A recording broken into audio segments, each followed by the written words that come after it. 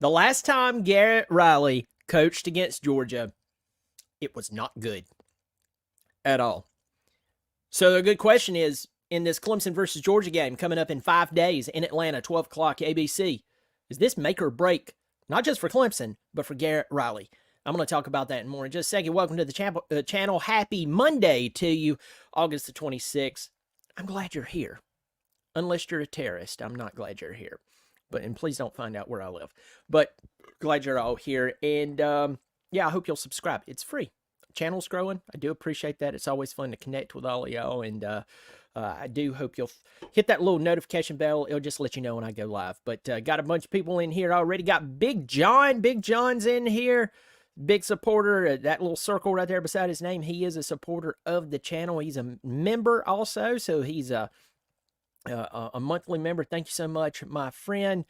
Trust me, I'm going to dive into that and more. Got still Steve Boy, Indian Land, South Carolina. Good to see you in here. So let's dive right in. The last time that Garrett Riley coached against Georgia was in the national championship. And when you think about a national championship game, you think maybe a close game. You think a fight. You think even if it's more of a dominant game on one side than the other, maybe 2 touchdowns, maybe 3. But Garrett Riley only mustered up 7 points against Georgia on January the 9th, 2023, when they played the Georgia Bulldogs. Unfortunately for Garrett and TCU, Georgia did just a little better. They scored 65. That's right. Just in case you forgot, Garrett Riley's offense scored 7 points, and the Georgia Bulldogs scored 65. TCU only had 9 first downs. On the other hand, Georgia had 32 first downs. TCU only had 188 yards total, 36 on the ground, by the way. Georgia had 589. Georgia didn't turn over the ball at all, while TCU managed to fumble once and throw 2 interceptions. It was a terrible evening for the TCU Horned Frogs. But right after that, kind of a magical thing happened. Dabo Swinney goes after Garrett Riley. Now, Garrett Riley obviously is the brother of Lincoln Riley, the head coach at Southern Cal, former head coach at Oklahoma. They're both known for being offensive minds. But before Garrett Riley, Paul's there, before he was at TCU, he was with, I believe it's Sonny Dykes, if my memory serves me correct, the head coach over at SMU. And then before that, he was at Appalachian State in a few different roles. Then he was at East Carolina or Kansas. That might have got my timeline jumbled up there, but he was at both of those schools. So Garrett Riley has been on a trajectory to become and you can't blame him, a major D1 head coach. And that trajectory has been almost straight up. I mean, it's taken very little time. And when you consider all those roles that I just named out are different teams in various roles, he's done that in about, 12 or 13 years. Not too shabby. And he's a younger guy. He's what, 34 or 35, somewhere in there? But that night in Georgia, it didn't go so well. But, and this is where I pick up where I stopped just a second ago, Dabo Swinney hits him up and says, hey, I would love for you to come run the offense for Clemson. I just let go of Brandon Streeter. It was tough. It was a tough break. He had worked for me for a long time, but it was just time to move on. And he goes and he hires Garrett Riley. And we remember all of the articles that came out, all of the talking points that came out on major media, local Clemson media, that Garrett Riley would have better athletes at Clemson. You remember it. I remember it. All God's children, if they want to remember it, remembers it. In fact, I found an old article, and I say old, it was right around the time that Clemson hired Garrett Riley. And it's talking about, this is from Shaking the Southland. And it's talking about Garrett Riley's offenses. And then it was talking about the talent that he actually accomplished those offensive numbers with. And it was alluding to that Clemson had a lot more talent, as they should. You know, at that time, Clemson was only 5 years removed from their last national championship. Right?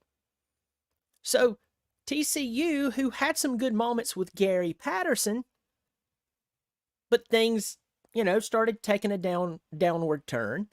They brought in Sonny Dykes, and Sonny Dykes gets them to the national championship. Nobody wants to go to the national championship if in that game you have to lose 65-7. I think I'll pass. But that article showed the athletes, roundabout the athletes that he was working with versus the athletes that he would inherit at Clemson. And then there was last year. Last year, and I'm not a sponsor, but hey, Zevia, if you would like to sponsor the show, drink Zevia. You won't end up in diabetic booties or boovies, however I said that. Zevia, say no to diabetes.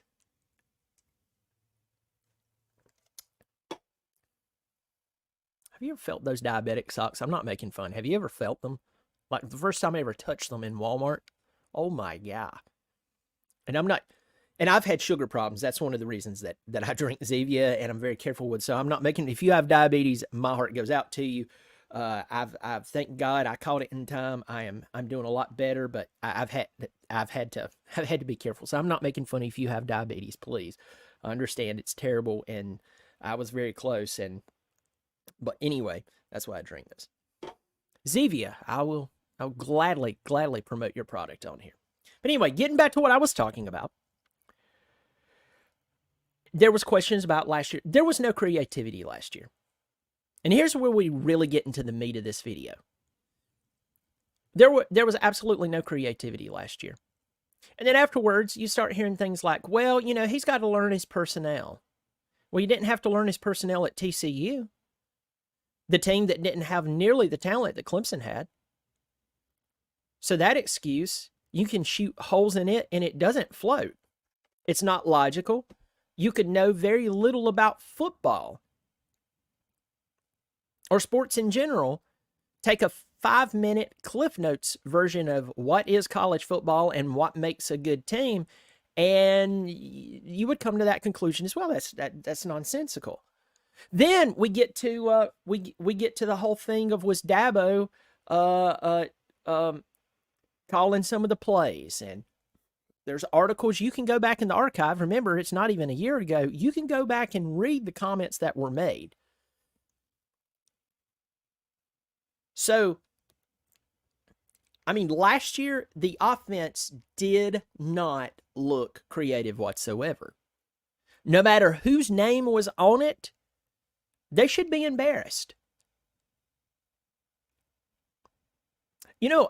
If you go back in time, especially when Oregon and Chip Kelly started doing their thing, and that's a while ago. For some of you, you're like, oh, that was just a few years ago. Try like 15.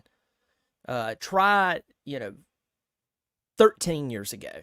That's how fast this thing is flying by. It's like a lot of Clemson fans is like, we were just in the national championship. What year is this year? 2024. Yeah. When did we play that national championship? At the very beginning of 2019. So it's over 5 years ago. Deshaun Watson's championship was over 8 years ago. So, get a calendar, mark it, and you'll understand why some people are a little more unhappy than others. The point here, and I'm just going to get to it, is you go back to some of these offenses that were different. They created offenses to work with the personnel that they had. That's how you get different styles of offenses. I'm not a big X's and O's guys. I've told you this over and over and over. But the point is, you do have different offensive styles, different defensive styles. Why? Personnel. And I don't know what it is We saw it plague Florida State this past week. They just kept taking DJ and dumping the pass out here and dumping the pass out there. I'm to the point with quarterbacks, yes, you need to try to break them into the game, but after a while, your offense, you're going to have to stretch the field and you're going to have to get creative because you start playing the game not to lose it. And do you know what happens when you play a game not to lose it? You lose it. The irony. So, there was no creativity last year, and that concerns me. That concerns me because, well, let's just paint this picture. There are some teams who their offensive line is so good and their running backs are so good, they're stacked, like they can just rotate guys in and out. You remember when Clemson used to be like that? You remember when ETN was the featured back, but right behind him, Lynn J. Dixon was right behind him. I mean, he would come in and just absolutely drill it. You remember those times? I do. It was unbelievable. But there's some teams, their offensive line and their running back room is so flippin' good that they can line up basically against anybody, and you know it's coming, and you can barely stop it. Clemson's not at that place now. Maybe in a few years between Matt Luke's development and his coaching and recruiting, please recruit, can set up Clemson to be in that place. But right now, it's the 26th, Clemson plays on the 31st, so in 5 days, that problem's not going to be solved, folks. Clemson cannot line up against Georgia's front seven, snap the ball, hand it off, right up the gut, over and over and over again, because Clemson's line has so many questions. And though Maffa can create running lanes, he's going to get himself hurt. And Georgia will eventually take it away. So what is your offensive coordinator supposed to do? Comes up with ways. They're supposed to come up with a way to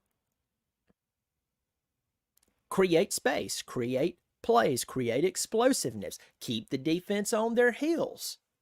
We haven't seen that. We haven't seen that in a while, folks. What we have started playing, and this really goes back to the DJ days. And I mean, think about it. Florida State just lost offensively because they played the same game that you and I had to sit there and endure in 2021, 2022. And then again last year in 2023. It was just a different quarterback and a different coordinator. But the plays looked eerily the same. And I've had people come on here going, hey, I can see the difference. There might have been a little difference here and there. But didn't Clemson lose 4 ball games last year?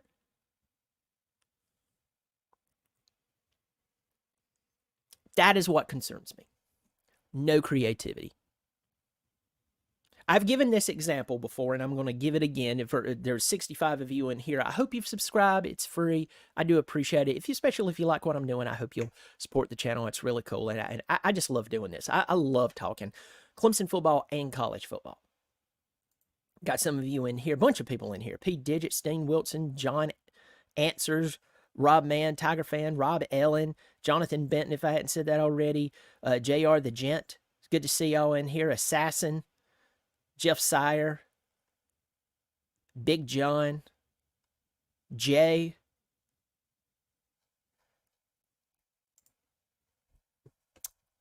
but there is a coach that is very well known. I won't even call his name, but I actually knew this coach. I actually worked some of their events with the team over a number of years, and I actually knew this guy. This is not a hearsay story. I was there. And this person had been successful, had won conference championships, had been in the top 25, had been even made probably top 15 within their sport. But as the years went on, what did time do? time changed things. People who used to lose to this person consistently, they changed with the times, and eventually they started beating this team. And so this person was not recruiting at the level that they used to, but they were still getting good players. Those good players just couldn't run the old system. So one of the assistant coaches, who I also knew, who was brilliant, by the way, coached an NBA star. I mean, if I name dropped here, everybody would know these individuals. I'm not going to talk about it because I don't want to be on the bad side of either one of these guys, because I think a lot of them. I have a lot of respect for them. But I was there and I saw it. I saw the changes over the years. I saw the lack of wanting to adapt over the years. So this assistant coach went to the head coach behind closed doors and said, listen, we're not getting the results like we used to, because these players, they're good players, but they can't run the old system. They can't. But if we make some changes, and this person came there, I don't know this for a fact, but knowing this person, they probably came there with the changes. They had the relationship with this head coach that went back many years to actually say this to them. So there was that. Said, if we make these changes, we can get back to winning. We can get back to doing what we used to do, and that's win conference championships and make a run. And the coach looked at him and said, I won championships. I won conference championships with this system. We will continue to run this system. We will continue to do this. And we're not changing a thing. That person retired out of their organization with a severe losing record for multiple years. So they went from winning conference championships to losing every year. I'm talking about a lot of games. Barely winning, probably to a 40% winning percentage. I think one year it even got down to 35%.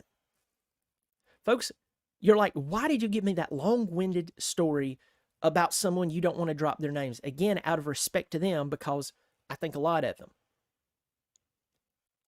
It's because I always say coaching matters. Adjusting matters. What won 5 years ago will not win right now. What won games 20 years ago is not winning right now.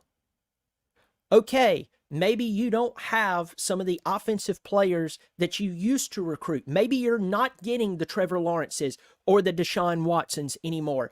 But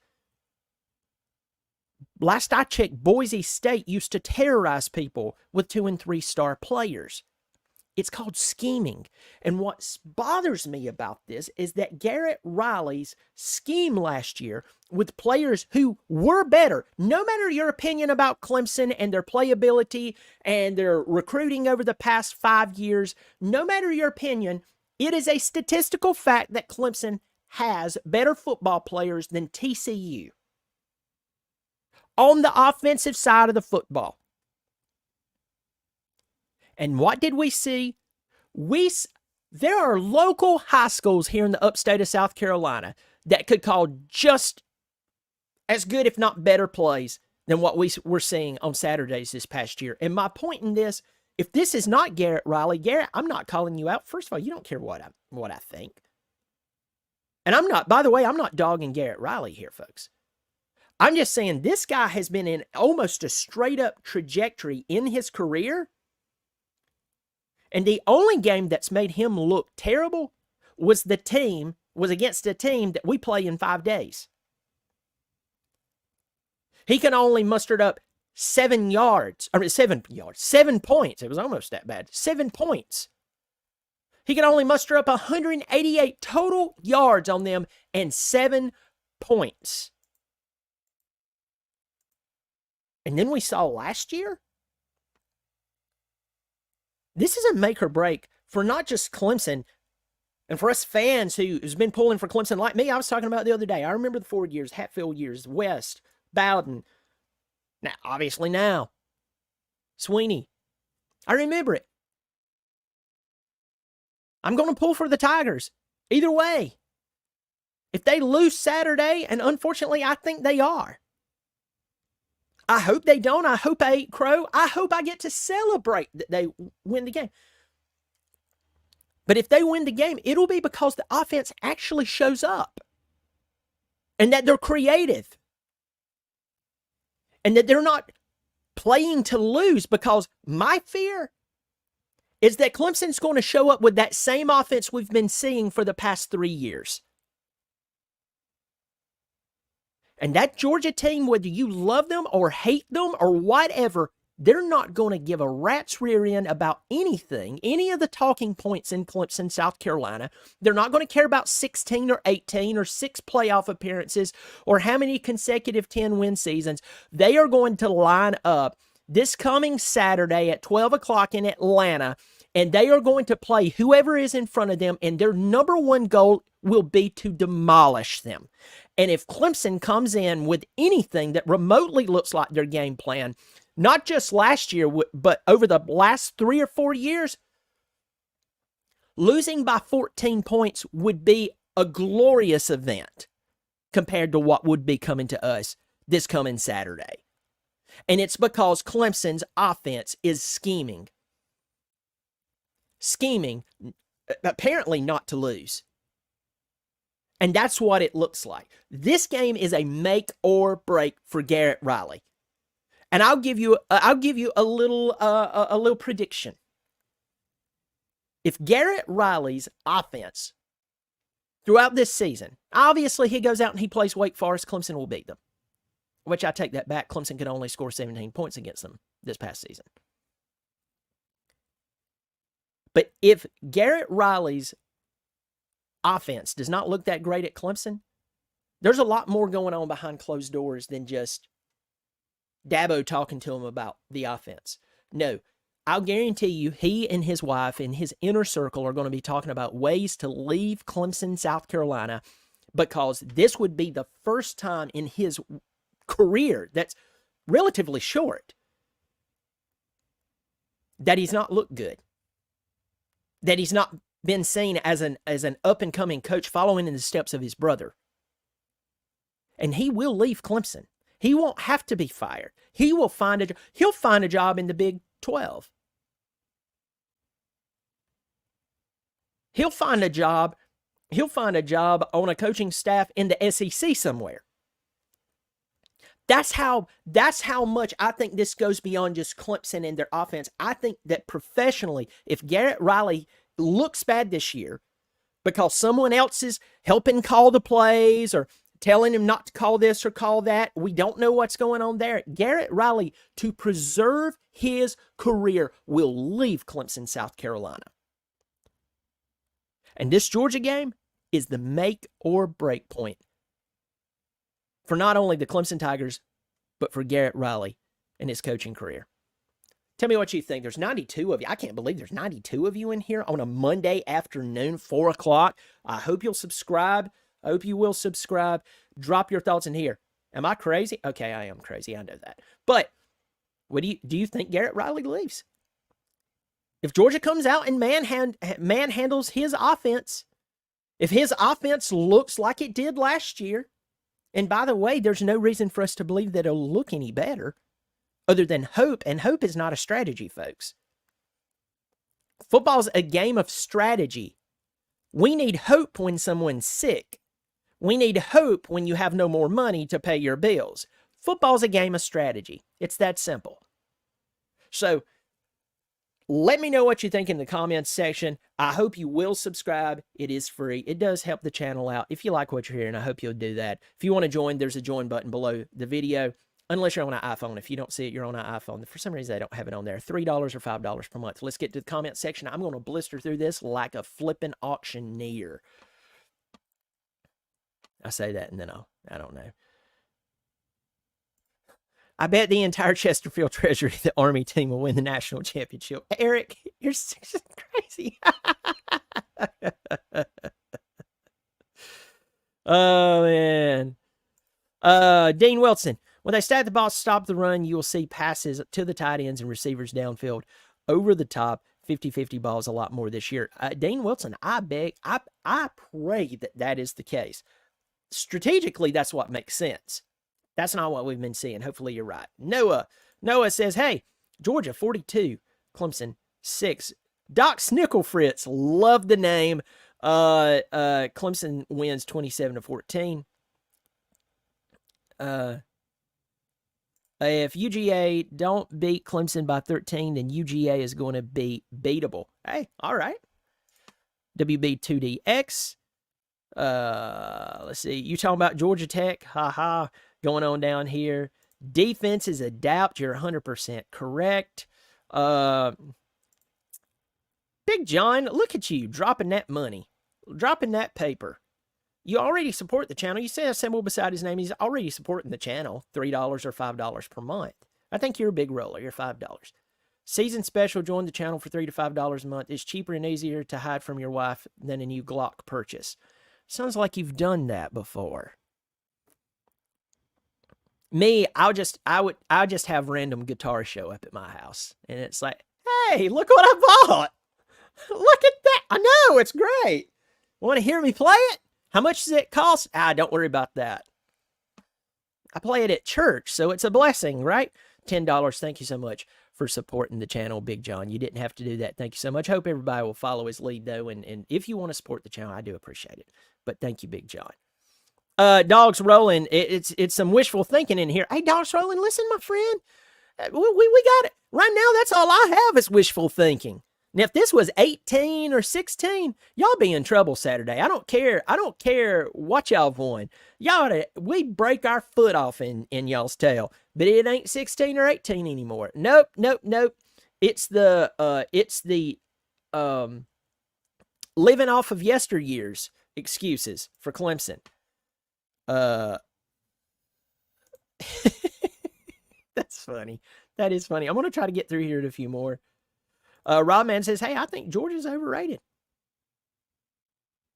I think they're overrated. I don't think Dabo makes that same mistake holding Riley back. The stigma will be more of Riley not being able to coach against the big boys. Ooh, shots fired. Clemson man, deeper at wide receiver. You are right. We are deeper at wide receiver. Let's see. Let's get on down here. You said he does. You think that Garrett Riley doesn't leave, he gets fired. Huh. That's interesting. It's going down. If I miss you, please forgive me. Stephen Vol says, I hope y'all beat Georgia. Yeah, me too. My inner Clemson fan says Clemson 45, UGA 3. The realist in me says Clemson 13, UGA 28.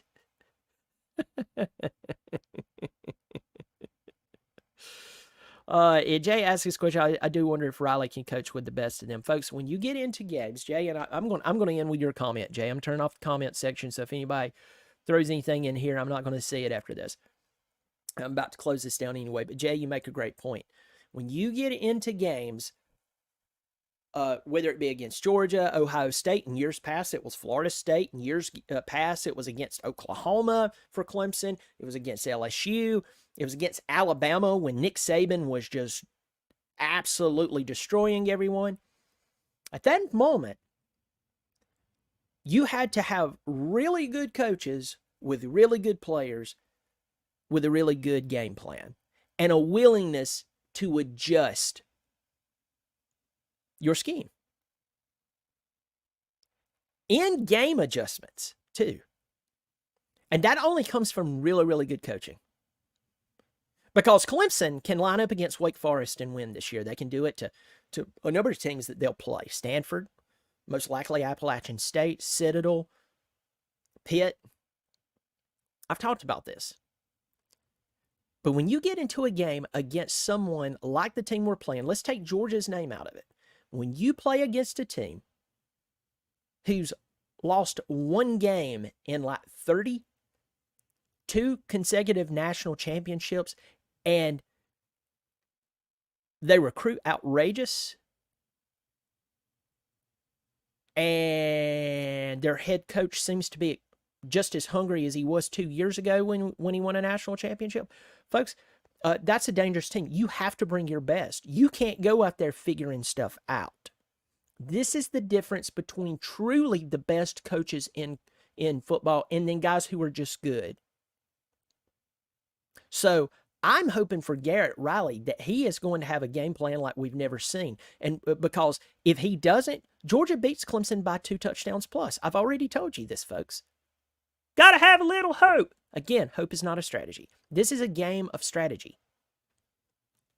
And if it's a game that's completely off of luck and strategy and development means nothing, stop paying these coaches so much money. Hand them a crisp $20 bill, a coupon to the local Golden Corral, and say, have at it. But you and I both know better. Folks, let me know what you think. Drop comments below. You take care of yourself, and as always, go Tigers.